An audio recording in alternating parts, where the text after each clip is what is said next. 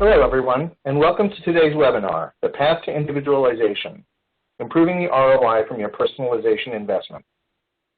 I'm Adam Blair, the editor of Retail Touchpoints, and I'll be moderating today's session. Retailers, along with a wide range of other businesses, consistently identify personalization as a top priority for meeting consumer expectations.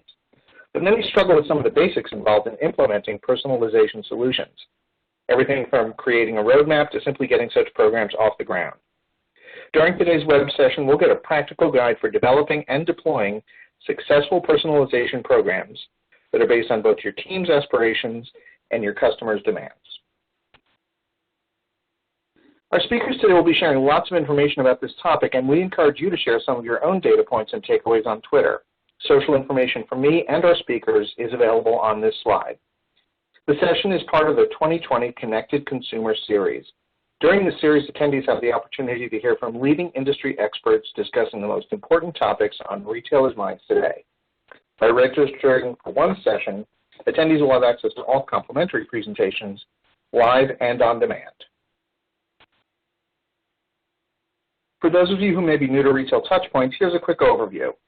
We're an all-digital media company publishing 2 weekly email newsletters, daily news, special reports, and multimedia presentations. If you haven't done so already, please subscribe to our newsletter. We welcome input and feedback through traditional means, phone and email, as well as social media, LinkedIn, Twitter, and Facebook. Our website address is www.retailtouchpoints.com. Today's presentation, we're using the On24 platform. Right now, you should be viewing the On24 dashboard, which shows the live viewing screen. By clicking on the Questions widget on the right-hand side of the screen, you can type in questions during the live presentation and press Submit. You can also find a widget named Resources under Questions. Here you can download assets our presenters have provided. All you have to do is click on the resource, and it will automatically download. Just a few housekeeping details. The total presentation is slated for about 40 minutes with time for live questions at the end. Again, I encourage you to submit those questions as they come to mind so they come to the top during the Q&A session. We'll get to as many questions as we can. I also encourage you to follow up with our speakers on social media if you want to discuss some of the session's takeaways. Also, the webinar is being recorded, and all attendees will receive an archive link to the presentation to go back and review or share with colleagues. Now a little bit about our speakers. Mike Davidson is Executive Creative Director at Capgemini's Commerce Design Practice. He works with global brands to execute commerce strategies and works to advance their organizational maturity across customer research, design thinking, content, and personalization. Aaron McElway is a Senior Digital Consultant at Capgemini's DCX NA practice. Aaron has worked in digital data consulting for the past 8 years with a focus on data, testing, and personalization. She works hand in hand with brands to develop their personalization programs, build cross-channel personalization strategies, and manage their data roadmaps. Welcome to both speakers.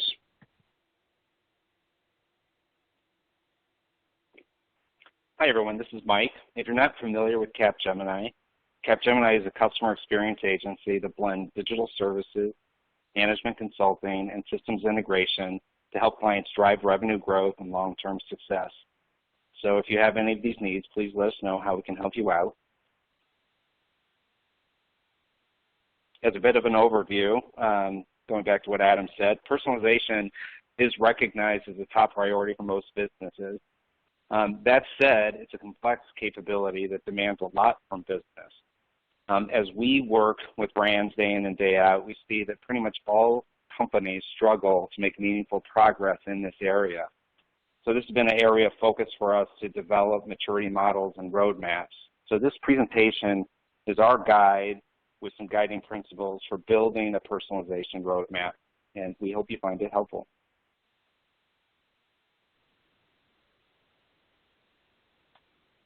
Thanks, Mike.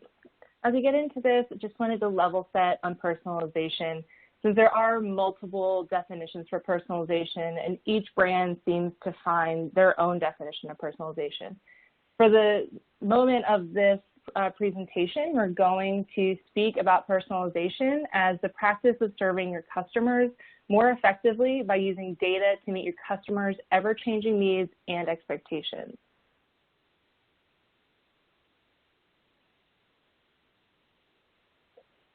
After working with clients, we've identified some key points that we find as a common thread with brands experiencing successes and struggling a bit to reach their personalization goals. When we're looking at successes, brands that have succeeded in personalization have a clear business objective and goals that they're working towards when referring to personalization. They also have really efficient cross-functional work streams. They have clean, unified data sources, and they have a tech stack that allows them to reach their business goals in reference to personalization. When we're speaking about points of friction or points of failure, looking at data or using data that is disjointed, incomplete, or dirty is typically a red flag. Also, working with siloed work streams or departments that aren't used to working together or working cross-functionally. And then also a ping-ponged approach to personalization strategy with no clear direction or goal in mind when planning out your personalization strategy.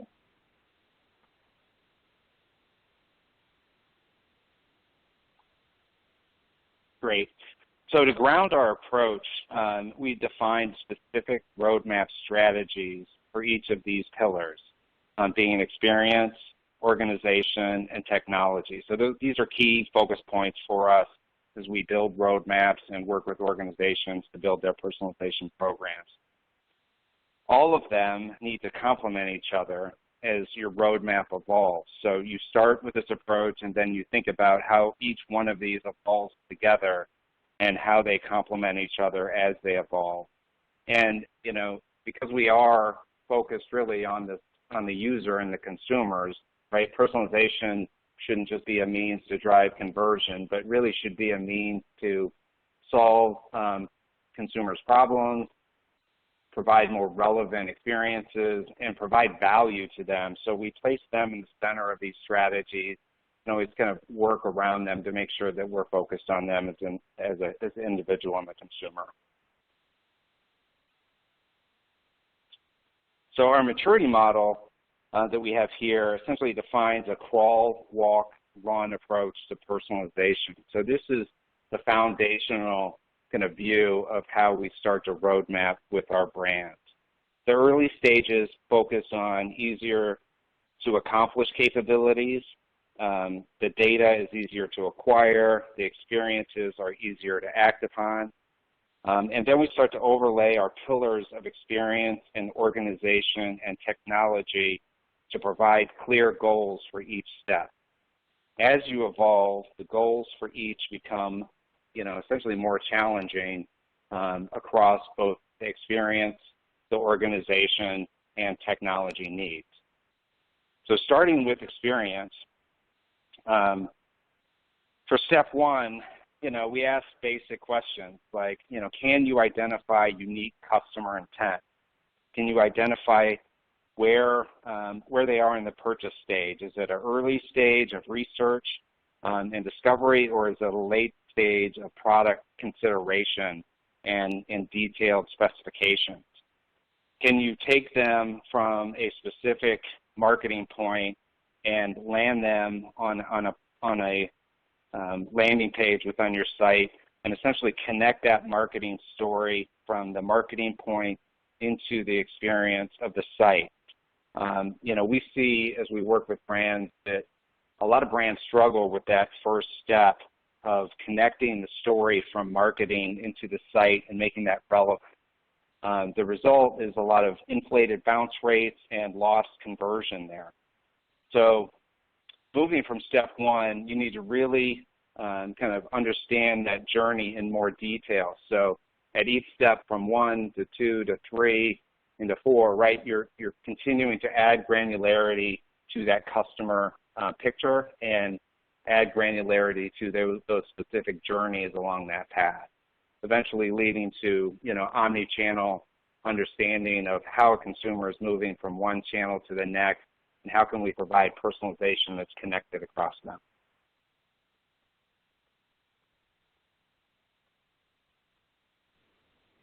Similar with the organization piece, When you're first starting out in that step 1 or step 2, you really want to use that time to look at your existing organizational structure and the people you already have in place that know your data, know your customers, know the tools that you're using, and really leverage your existing organizational infrastructure to execute on some of these level 1 and level 2 personalization campaigns. And as you move up through the maturity model, you can start using some of those learnings that have come out of your foundational pieces of where are the roadblocks, where are the bottlenecks in your process coming from. Do you have certain resources that may be overwhelmed by the work that are coming out? And use that information to really power your more mature stages of personalization, to focus on true data analysis to understand not only your users, but the results that are coming out of your personalization campaigns. And then also put some of that knowledge that came out of the foundational steps into building out a more robust data source to leverage during the personalization campaigns, meaning do you have the correct data to use, and who are the people, the resources that are managing this data, ensuring the data is accurate and clean to be used during those steps 3, 4, and 5 of your maturity model. So really looking at your organizational structure from more of a simple approach of using the resources you have available to you while planning ahead, understanding that the skill set and the quantity of resources that you need to maximize your personalization campaigns could change once you get a little bit more mature in your practice.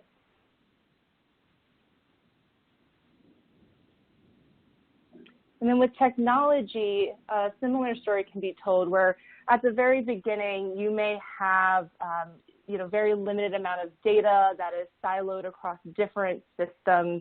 You have your email platform, you have your e-commerce platform, so on and so forth, that all may have its own data associated with it. They may not necessarily talk to each other, but really leveraging what you do have to get some proof of concept experiences off the ground. So take a good look at what you do have, inform your program with what type of data you're going to need to achieve or warehouse to maximize some of that personalization work that you will be doing later on in your maturity model. So as you navigate through your maturity model, it's really about understanding the data that you have on hand, the accessibility of that data, and then also how the data can be used across your different technology stack.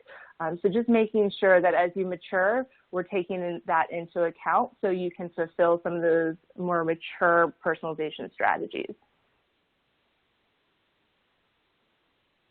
A good example of this is a lot of times we have brands that come to us that may have started down their personalization path and look to achieve an experience that they may not have, they may not be able to achieve due to their organizational or technology resources. So where they're sitting at maybe a level 1 or 2 on the organizational and technology track, their experiences that they're looking to achieve is really a 4 or a 5. And we see that this gap in understanding or this gap in preparation is something that really slows down a personalization program and is the first red flag to a personalization program maybe running into a speed bump. Example of this is a personalization campaign that we've recently helped out with, where the client or the brand really wanted to do something fairly simple, or it sounds fairly simple, where they wanted to leverage their existing creative placements across multiple touch points that offered credit card sign-up creative. They wanted to target everyone that currently had a credit card with a different type of messaging. So in this case, they wanted to target them with a hotel upsell. So in this situation that seemed fairly simple, it really turned out to be much more difficult, and that was because of the lack of data that the company had on hand. And really what was needed to execute this was to understand where each of the creative pieces were located across all of your channels. So where was that credit card sign up located? Then you had to, in real time, understand what users on your site or in your email or whatever platform you're looking at, the channel we were looking at, who were they in real time that it had an existing credit card or was an existing credit card holder.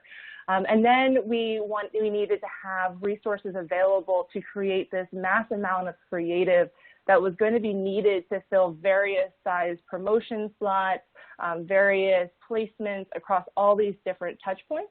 And then also we needed to have multiple teams work together to deploy this personalization campaign at one time, where these teams are not used to working together, so hand in hand.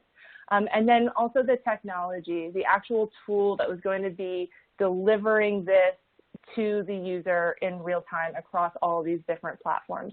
So with those different roadblocks in place, this seemingly simple personalization campaign really turned out to be a large undertaking as far as the data and the resources needed to execute.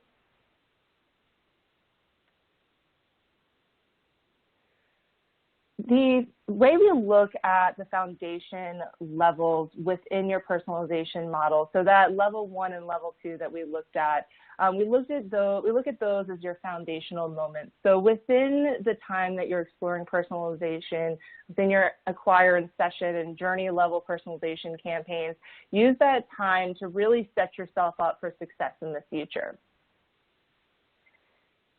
That we're talking about really looking at your technology, your organization, and your experience areas during this foundation section. So on the technology front, leverage technology you already have, like you said, which may not be omni-channel or even have all the features you need at the moment. But use the technology you have to learn what types of gaps in your data you have, what types of gaps in the functionality in your tech stack do you have, what programs are not currently talking to each other, or tools are not currently talking to each other that need to be. Try to identify all of those different gaps during your foundation stages to help inform what you're going to need to prepare for those higher level or more advanced level stages. In your organization, start out working with the team members that you know the data, they know the tools that they're using. They're really the subject matter experts for whatever channel that you're currently are looking to personalize for. And then take note of, are there bottlenecks being created in maybe development or creative or strategy? Where are those friction points coming from so you can start preparing for the future? And then in your experience, use the proof of concept personalization campaigns to test high-level solutions to your business problems. And then create a personalization roadmap that accounts for those goals now and in the future. And this is going to be really key for understanding what data you will need in the future to execute against that roadmap and those goals.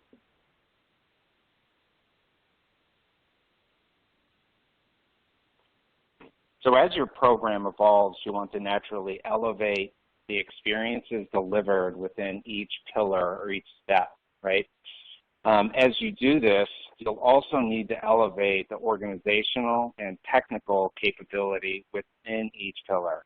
The quality of the resources will need to evolve, the data will need to evolve, and the technology functionality will also need to evolve. So you have to think of essentially each step and in the pillars within each step and continue to evolve within each as you move from step 1 to step 2 and to step 3, and also focus on the pillars themselves.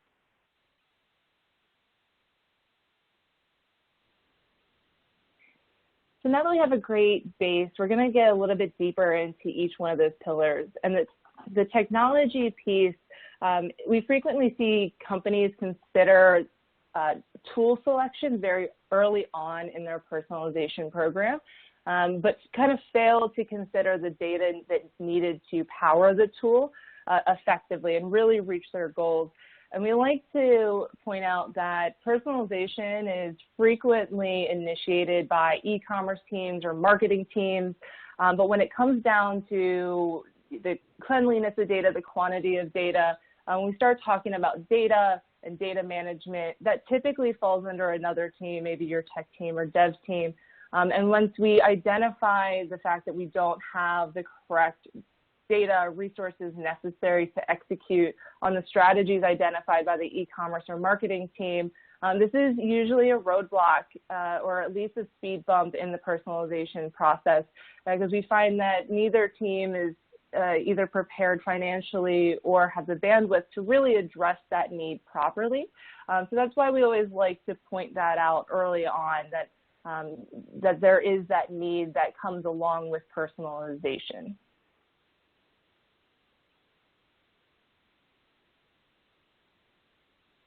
So the three pieces of technology, or the three challenges associated with technology, the first would be your systems and how they may be siloed, or you want to take into account how your personalization campaigns can actually be delivered across all of your systems or channels. And when we speak to that, we mean your marketing channels, your SMS, your e-commerce, so on and so forth.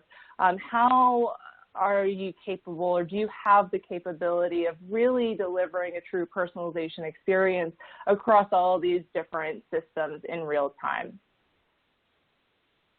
The second would be lack of real-time engagement or the data associated with that. So going back to your example, or our example with the credit card usage, do we have the data in real time to know when a user opens an email or lands on our site that they are a credit card holder, or if they've, have done something else on our site within a certain time frame? How trustworthy, accurate, and up-to-date is the data we're using?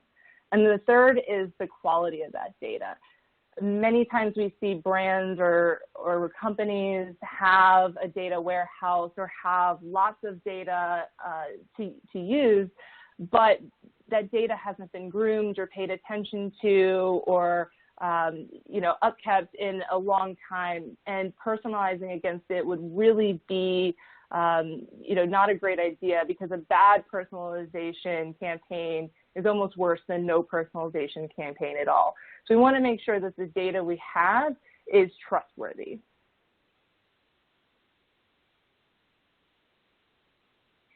In breaking down our technology, we really look at this, the technology stack, as two things: data and then the tooling.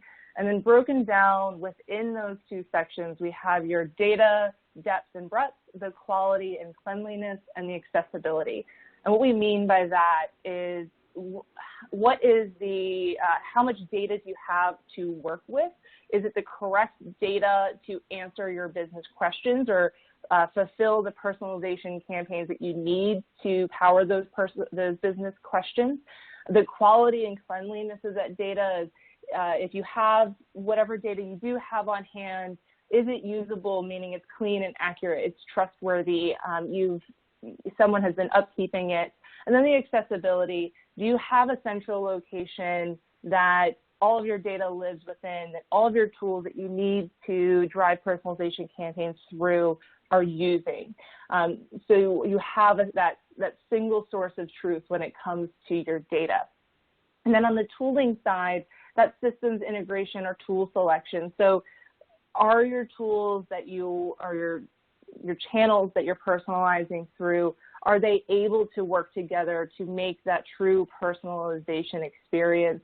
And do they have the functionality that you need to drive that personalization experience?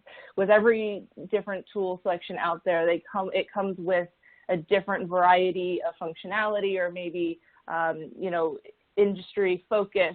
So it is important to understand what you need and to have the tools that will drive you towards success.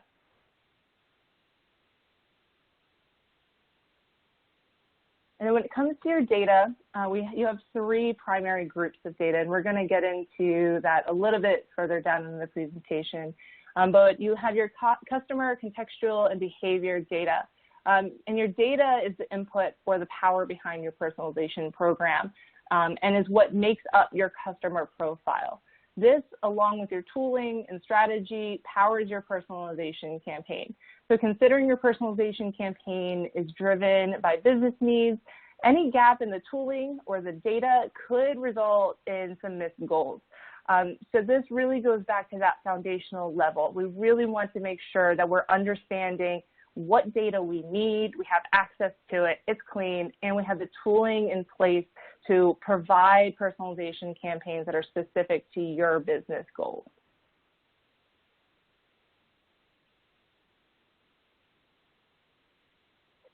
And getting into organization, so technologies, customer expectations of new channels, they really change very quickly, and we want to make sure that whatever organization strategies we have is going to be able to follow us throughout our personalization maturity model. So we're going to talk about that a little bit more in depth now.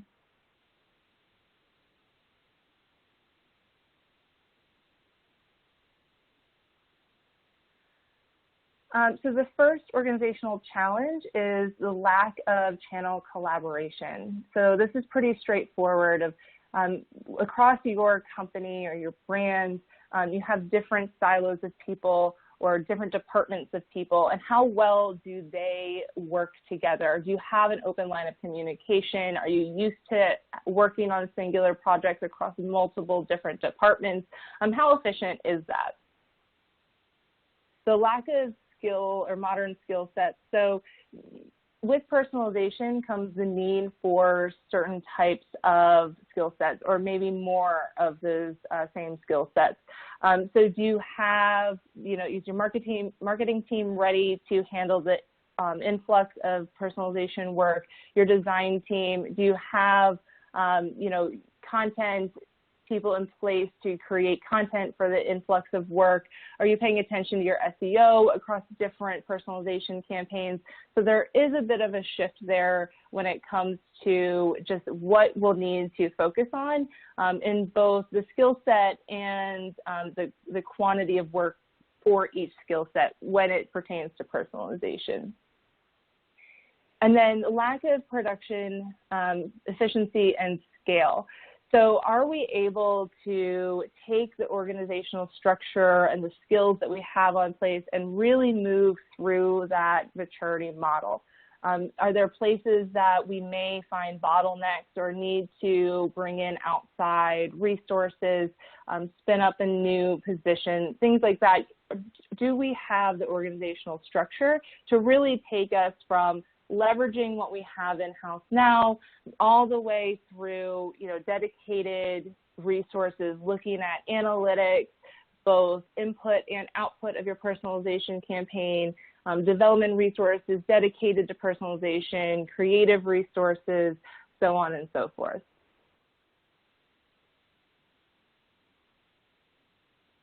Great.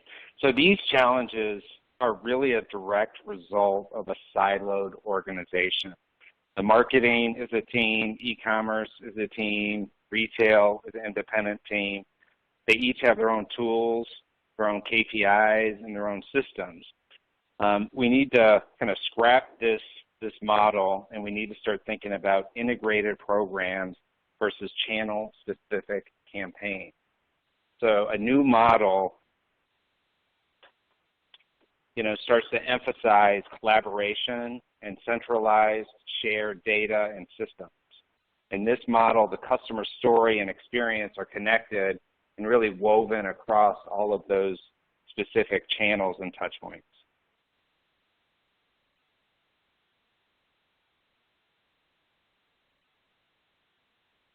So as you start to ramp up your campaigns, you naturally need more tailored content. More segments equals more content. So each new campaign has the potential to double the workload and double the content production. So as your program evolves, you need to think about resource planning and how you're going to scale up over time as your personalization program becomes more sophisticated. So as we look at the org chart, we need to ask two key questions. Do we have the right skill sets, the skill sets of a modern marketing team? And two, are they organized in a manner that's scalable? This model here defines a core strategy team that starts to manage the customer experience across channels. The core strategy team works with individual campaign delivery pods that can be essentially more scalable as your program grows. So you can add as many of these pods as your program continues to evolve and ramp up, and really rely on that core strategy team to connect all the touch points across them. So moving into experience, for all of this to truly be successful, we need to be obsessed about our customers, which also means being data-led. So understanding the customer and really kind of driving those customer insights and data are really what's going to drive success long-term. So some of those challenges around experience, a lot of the organizations we're working with, initially are still providing personalization based on segments. And segments is too broad to really effectively communicate to individuals and specific personas. So there's a lot of misses there. Secondarily, right, going back to that organizational chart that's siloed, we might find one data point in a particular channel and then start to try to apply that across the entire journey. And again, that's another big miss there. And then lastly, as we start to evolve and that program becomes more successful, we really need to get granular about the entire customer journey and those personas, and really detail and provide the rigor for those resource teams to kind of understand that customer long term.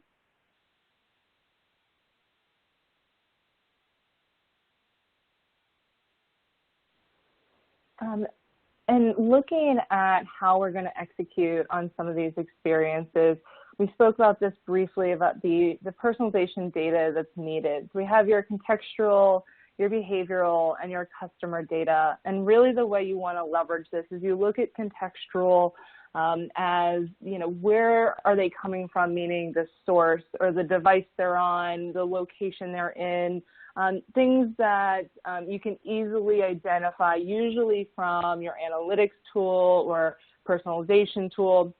Your behavior data is really what they're doing on your site or in your email or SMS or whatever channel you're looking to personalize against.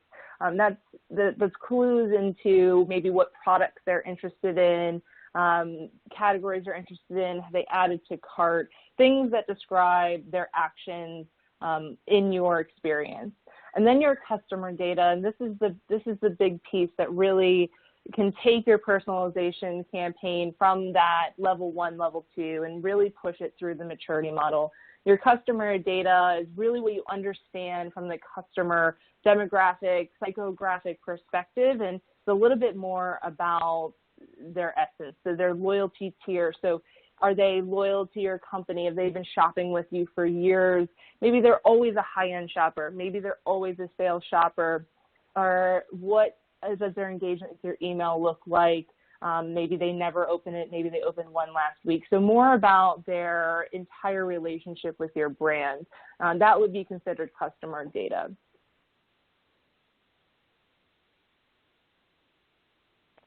So as we start to think about how we're defining personas and defining journeys, we take those key customer data types, and then we overlay them across the purchase journey from discovery to burn to product consideration. This is a simple way to think about defining customer journeys and mapping data points. The first thing you do is select one of your key audiences, and then from top left to top right, define the contextual data for a specific journey. For instance, your customer is searching for acne advice on Google. They're using their phone to do it, and then so on and so forth. So you really start to populate that first upper quadrant there with that contextual data specific to a persona and a journey. And then kind of moving from left to right, you fill in those blanks. And, what we know contextually is that person's using a mobile phone. So we'll want to continue to keep in mind that as they're moving through that experience, we need to keep emphasizing mobile-first design strategies, mobile-first calls to action, things of that nature, and really fulfill on that and test that over time to make sure that we can dial that in. Kind of moving down in behavior, we need to ask ourselves the next question, like what can we learn along this journey and, start to test as far as what kind of preferences and things can we learn from discovery across the learn phase into consideration. So we fill in those blanks from left to right. We start to think and ask questions like, what is her skin type? What is her specific concern around acne? Things of that nature, and then so on and so forth.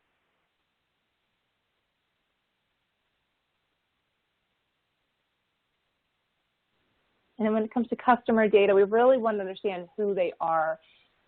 So what are these defining data attributes, and what do they mean to us? How can we leverage all of the known data around what the person is doing with our brand, and how can we turn that into an informative piece to power a personalization campaign? So we're pulling in things like their loyalty point status, and maybe try to understand during that learn section, once they reach that next step in the loyalty tier, what does that mean to our personalization campaign? Can we get a little bit more personal with them at that point or not? So learning or using that data as we accumulate it to really learn who that user is and what that means to our experience, that piece of data means. While we're practicing personalization or going through that personalization maturity model, through each step of that model, we want to make sure that we're educating ourselves on the best ways to personalize for our customers. So using this iterative process of personalization, we want to first look at or discover what the problem is, identify the problem, create an idea or a solution that pertains to that problem, and then go into that planning phase. So do we have the right resources to tackle this personalization campaign right now? What does the technical scope look like? Go into that sprint planning section, so really more of the operational planning at this point. Once we've achieved that, go into the development cycle. So we're actually producing the personalization campaign, pulling in the correct resources to execute against it. In between stages 3 and 4, we're gonna run that personalization campaign and then start to analyze the data coming out of it. So with a personalization campaign, we can always keep our finger on the pulse and look at what's happening throughout the campaign. So personalization campaigns typically have that 95-5 split to make sure that wherever personalizing for our customers is actually producing a benefit for them. So we want to identify, is it producing a benefit? Is there any tweaks that need to be made? Maybe we identify a new subset of users out of this personalization campaign, and we can kind of go back through the cycle to finely tune the personalization campaigns that we are providing to our users.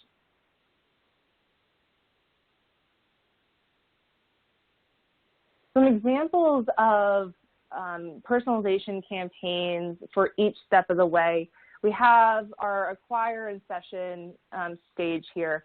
So with the data we know, maybe they're coming in through a specific campaign, we're able to curate that experience on the landing page. For example, possibly if we're having a Valentine's Day campaign and we know that the person that we're personalizing against has a young family, we can personalize the imagery to their current family status, Maybe there are a couple. We know this from another piece of data that we've gathered over time. They've interacted with something on our site. Then we may want to personalize the imagery to that experience. Same with home goods. So perhaps we know that they have recently added multiple things to their cart in the home section of our site. When they come back to our site, personalize against that data that we know. So show them some home related items or suggested items from that category. So we can really use the knowledge we have, the data we have just from the acquisition source or the session data that we're capturing to kind of bolster what they're already telling us they're interested in. Similarly with the journey section, so using that data to enhance their experience on site. So the data we already know. A good example of this is your shopping history. So if they're a return user, they have taken that next step in their customer journey. They're coming back, telling us that they're looking for more information. Perhaps remind them of the products that they've already shown interest in.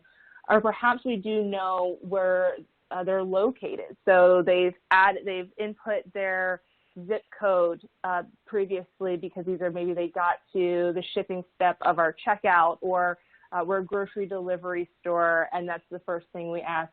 Start curating some products that are in stock in their area or are popular in that area.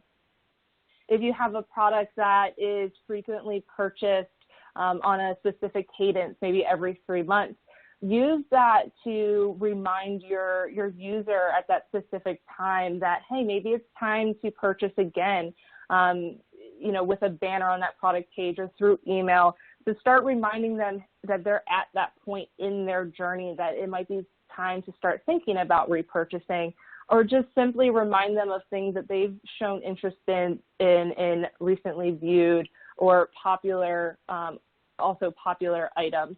So just trying to match their experience with whatever section of their customer journey that they're telling us they're in.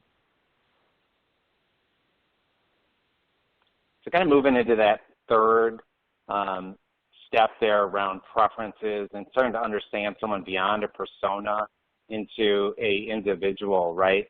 How are we going to start to complete that picture of who they are at that level?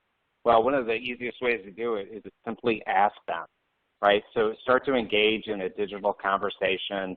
These are some great examples of, that simple question: what are your interests? What types of products are you interested in? Are you interested in gaming or music and audio? And then hold on to that information so that the next time they come back, we can start to tailor that content and experience to those lifestyle interests. Other things, in a very similar manner, can get into fashion and lifestyle preferences, a whole host of different preferences that you can start to capture and complete that customer picture that you can use later to personalize again.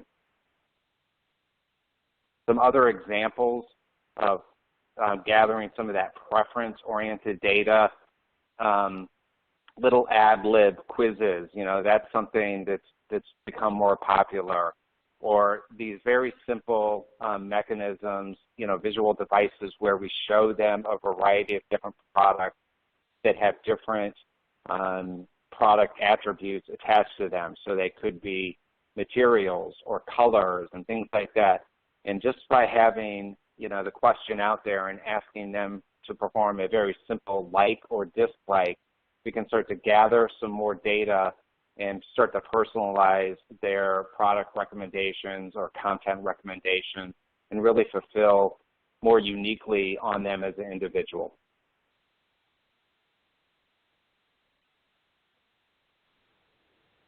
And finally, just speaking to all of this in the sense of preparing for the future, preparing for that top tier of your personalization maturity model, some things you can take into account just looking at your site, whatever it may be. You can start picking out some things that may suggest an idea for a personalization campaign.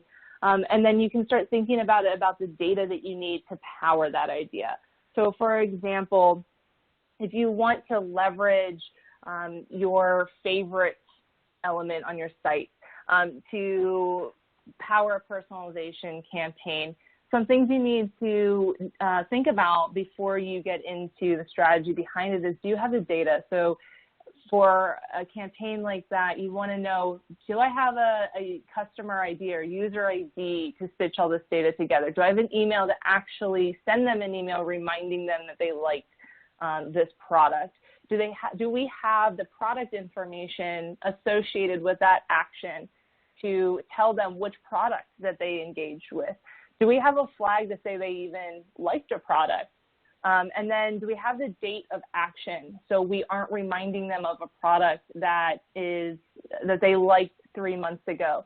And then you can start getting into some of the nice to have data, pieces of data like the preferred size that they have, the in-stock flag, perhaps for the specific size or product.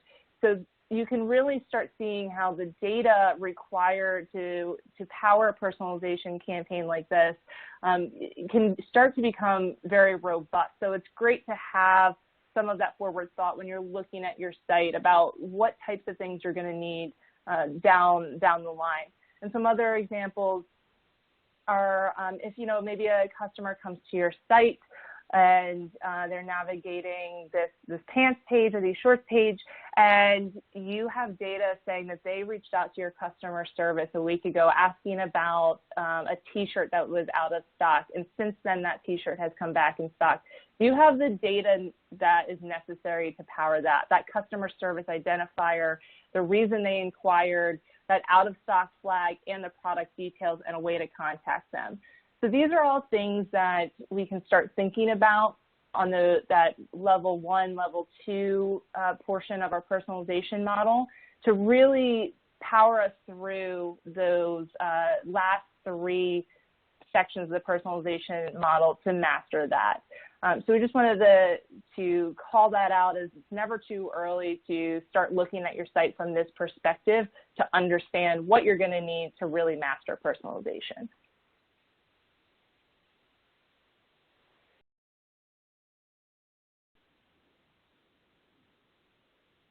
Great.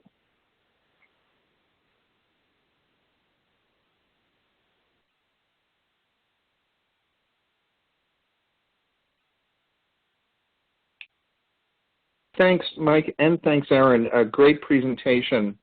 We do have not a ton of time, but time for a couple of questions that have come in. One question is, what is the average reported conversion rate uplift across industries when personalization capabilities are applied?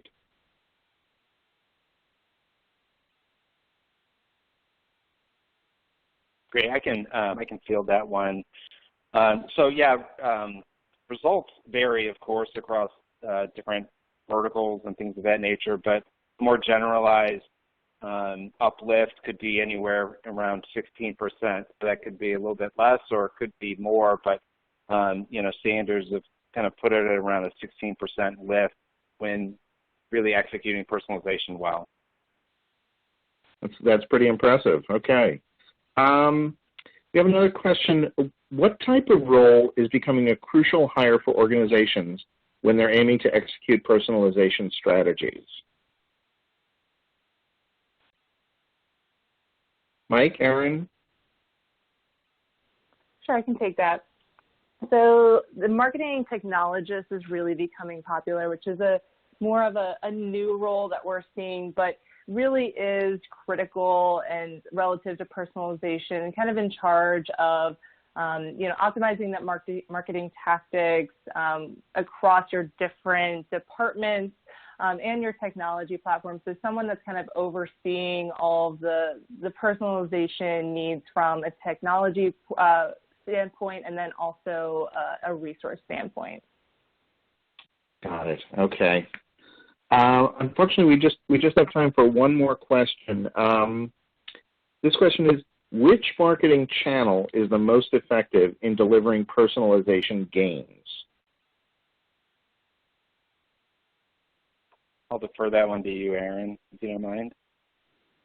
Sure. So I would say personalization, especially at the higher levels of the maturity model that we're seeing, really accounts for personalization across all channels. But starting out, we always see e-commerce sites or your website being the first place to start with personalization, and that comes down to the data. A lot of sites have more data associated with them than maybe some other channels, and it has your acquisition, your purchase, your customer behavior data. So that's really the place that we like to start with personalization, and then of course branch out to that more omni-channel personalization campaigns as you mature. Great. Okay. Well, unfortunately, we're out of time. If anyone did not receive an answer to their question, the speakers will be able to follow up after the presentation. I do want to thank our speakers, Mike and Erin, and also thank you to all of our attendees. We hope you'll join us for our next CCS presentation, which is titled IPAAS, E-Commerce Integrations for Efficiency, Reliability, and Driving Customer Experience. That session will begin at 3 p.m. Eastern Time today, April 9th. Until then, enjoy the rest of your day.